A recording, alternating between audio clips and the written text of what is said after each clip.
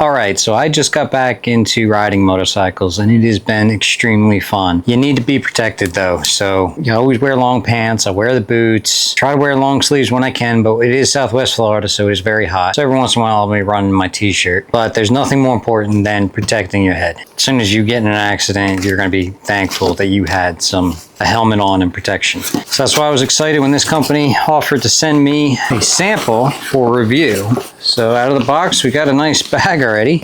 There's not much else in here. It looks like we got an instruction card with a QR code.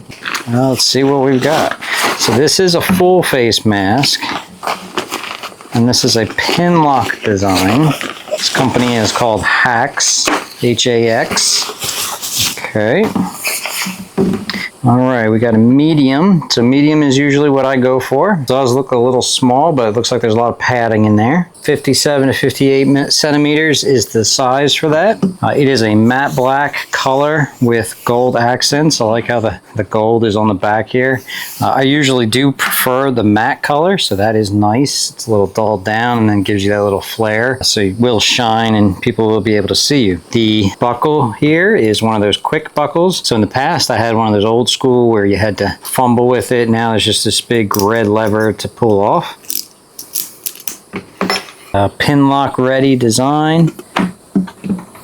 Reduced wind drag, better seal, advanced ventilation, Pinlock ready, absorbent padding, DOT, quick release buckle, a retractable sun shield, washable, removable padding. All right, well, let's check that out. And also they sent you this nice carrying bag for it, with looks like an additional little sleeve here for maybe your gloves or your additional visors if you have one.